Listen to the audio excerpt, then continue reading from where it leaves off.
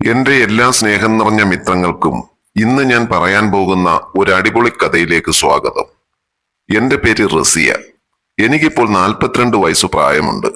എന്റെ വീട്ടിൽ എന്റെ ഹസ്ബൻഡ് നഹാസും എന്റെ മകൻ ഷാനും ആണുള്ളത്. കെട്ടിയൻ ഓട്ടോ ഡ്രൈവറാണ്.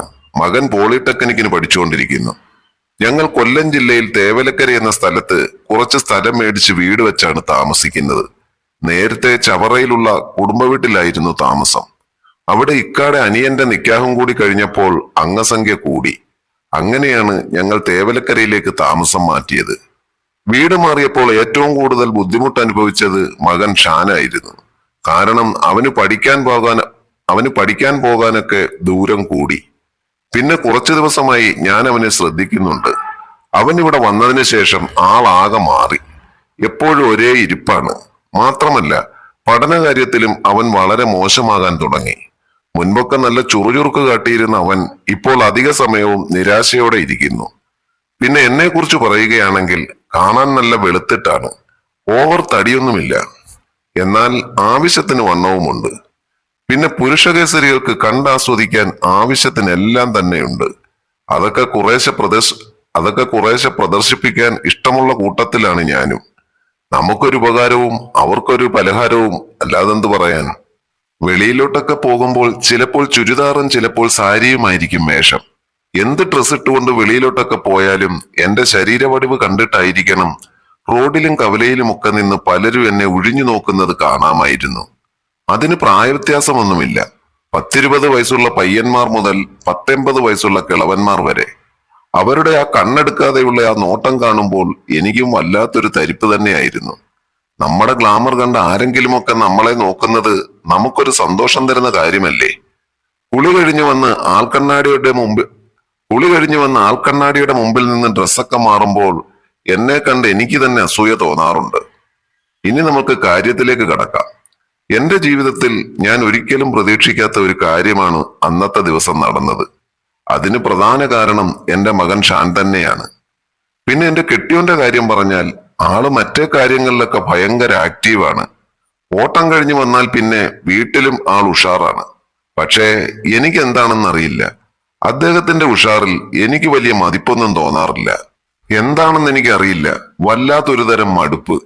പ്രധാന കാരണമെന്ന് പറയുന്നത് കെട്ടിയോനെ കൊണ്ട് പഴയതുപോലെ ഒന്നും നടക്കുന്നില്ല എന്നുള്ളതാണ്. എന്നാലും അങ്ങേർക്കൊന്നും മനസ്സിലാകരുതല്ലോ. അതിനുവേണ്ടി പുള്ളിക്കാരനെ സന്തോഷിപ്പിക്കാനായി ആ സമയങ്ങളിൽ ഞാൻ ചില അപശബ്ദങ്ങൾ പുറപ്പെടുവിച്ചും വല്ലാത്ത സ്നേഹപ്രകടനങ്ങൾ നടത്തിയും അദ്ദേഹത്തെ സന്തോഷിപ്പിക്കും. അത് ഇക്കായ്ക്കും ഭയങ്കര സന്തോഷമാണ്.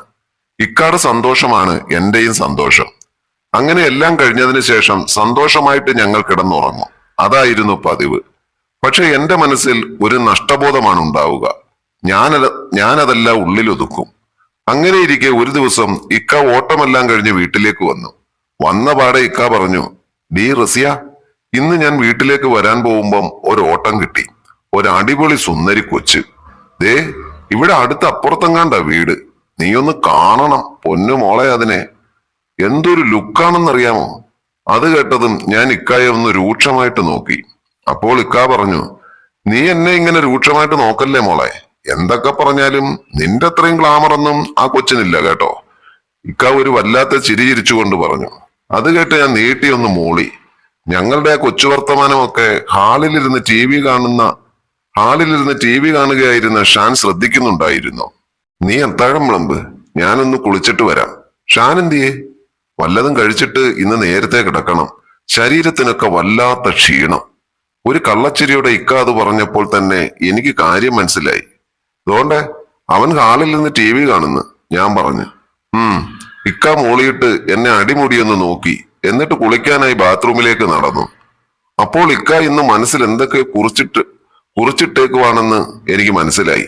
ഇന്ന് എന്തെങ്കിലുമൊക്കെ നടക്കും. കുളിയൊക്കെ കഴിഞ്ഞ് അത്താഴമൊക്കെ കഴിച്ചു കഴിഞ്ഞ് ഇക്ക മുറിയിലേക്ക് പോയി. ഷാനും ആഹാരം കഴിച്ചു കഴിഞ്ഞ് അവന്റെ മുറിയിലേക്കും പോയി. അടുക്കളയിലെ പാത്രങ്ങളെല്ലാം കഴുകി വെച്ച് കതവ് മടച്ച് ഞാൻ മുറിയിലേക്ക് ചെന്നു. അപ്പോൾ ഇക്ക മൊബൈലും നോക്കിക്കൊണ്ട് കട്ടിലിൽ കിടപ്പുണ്ടായിരുന്നു. ഞാനും എന്റെ മൊബൈലും ഓൺ ചെയ്തുകൊണ്ട് അടുത്ത് കിടന്ന കസേരയിലിരുന്നു. പരസ്പരം ആരും ഒന്നും മിണ്ടാതെ അവനവന്റെ മൊബൈൽ കണ്ടുകൊണ്ടിരിപ്പാണ്. നേരം പോയത് അറിഞ്ഞില്ല. ഡി 11:30 കിടക്കുന്നില്ലേ എനിക്ക് രാവിലെ ഓട്ടമുള്ളതാ. ഇക്കായുടെ സംസാരം കേട്ടപ്പോഴാണ് എനിക്ക് പരിസരബോധം ഉണ്ടായത്. ഇക്ക ഒരു ചെറു പുഞ്ചിരിയോടെ മൊബൈൽ ഓഫ് ചെയ്ത് അടുത്ത് കിടന്ന ടേബിളിന്റെ മുകളിലേക്ക് വെച്ചു. ഞാനും മൊബൈൽ ഓഫ് ചെയ്ത് ടേബിളിന്റെ മുകളിൽ വെച്ച് കിടക്കാനായി പോയി. റൂമിൽ ലൈറ്റ് അണച്ചു. പുറത്തു മെർക്കുറി ബൾബിന്റെ നേരിയ പ്രകാശം റൂമിലേക്ക് അടിക്കുന്നുണ്ടായിരുന്നു. പുറത്തോട്ടുള്ള കതകിന്റെ കുറ്റിയിടാൻ ഞാനങ്ങ് വിട്ടുപോയി. ഞാൻ പോയി ബെഡിൽ കിടന്നു. കുറച്ചു കഴിഞ്ഞപ്പോഴാണ് ഞാൻ ശ്രദ്ധിച്ചത്, കുറ്റിയിടാതെ കിടക്കുന്ന കതകിന് വെളിയിൽ ആരോ നിൽക്കുന്നത് പോലെ എനിക്ക് മനസ്സിലായി. അത് ഷാനാണ്. അവൻ ചെറുപ്പമല്ലേ, വിശേഷിച്ച് അവൻ വിവാഹം കഴിക്കാത്ത ചെറുപ്പക്കാരനും. എന്റെ ചുണ്ടിൽ ഒരു ചെറുപുഞ്ചിരി വിടർന്നു. ഞാൻ ഒന്നും അറിയാത്ത ഭാവത്തിൽ കിടന്നു. എനിക്കാണെങ്കിൽ ഒരു ചെറിയ നാണക്കേട് തോന്നി. എങ്കിലും ഇതൊക്കെ അറിയണ്ട എന്ന് ഞാൻ കരുതി. പിറ്റേന്ന് ഞാൻ അതിരാവിലെ തന്നെ എഴുന്നേറ്റു. എന്നും ഞാൻ അതിരാവിലെ തന്നെയാണ് എഴുന്നേൽക്കാറുള്ളത്. എഴുന്നേറ്റ് കുറച്ചു നേരം കട്ടിലിൽ തന്നെ തലേ രാത്രിയിലെ കാര്യങ്ങൾ ഓർത്ത് അങ്ങനെ ഇരുന്നു. ഇക്ക നല്ല ഉറക്കമാണ്, ക്ഷീണം കാണും. അതുപോലുള്ള പരാക്രമമായിരുന്നല്ലോ ഞാൻ മനസ്സിൽ ഓർത്തു. ഞാൻ എഴുന്നേറ്റ് അടുക്കളയിലേക്ക് നടന്നു. രാവിലത്തേക്കുള്ള കാപ്പി ഉണ്ടാക്കാൻ തുടങ്ങി. കുറെ സമയം കഴിഞ്ഞ് ഞാൻ ചെന്ന് ഇക്കായെ വിളിച്ചുണർത്തി. പിന്നെ ഷാൻ കിടക്കുന്ന മുറിയിലേക്ക് ചെന്നു. അവൻ നല്ല ഉറക്കമാണ്. എനിക്കെന്താ ഒരു ചമ്മൽ അനുഭവപ്പെട്ടു. എങ്കിലും ഞാനത് പുറത്തു കാണിക്കാതെ അവനെ വിളിച്ചുണർത്തി. അവൻ ഞരങ്ങിക്കൊണ്ട് കിടക്കയിൽ നിന്നും എഴുന്നേറ്റു. പക്ഷെ അവൻ എന്നെ കണ്ടിട്ടും അവനിൽ യാതൊരുവിധ ഭാവമാറ്റവും ഇല്ലായിരുന്നു. ഇക്ക ബാത്റൂമിൽ പോയി കുളിയും കഴിഞ്ഞ് കാപ്പിയും കുടിച്ച് ഓട്ടോ എടുത്ത് സ്റ്റാൻഡിലേക്ക് പോയി. കുറച്ചു കഴിഞ്ഞ് ഷാൻ കാപ്പി കുടിക്കാൻ വന്നിരുന്നു. ഞാനും കാപ്പി എടുത്തുകൊണ്ട് ഒന്നും അറിയാത്തതുപോലെ അവന്റെ അടുത്ത് വന്നിരുന്നു. ഞാൻ അവന്റെ മുഖം ഒന്ന് ശ്രദ്ധിച്ചു. മുഖഭാവമൊക്കെ വല്ലാതിരിക്കുന്നത് ഞാൻ കണ്ടു.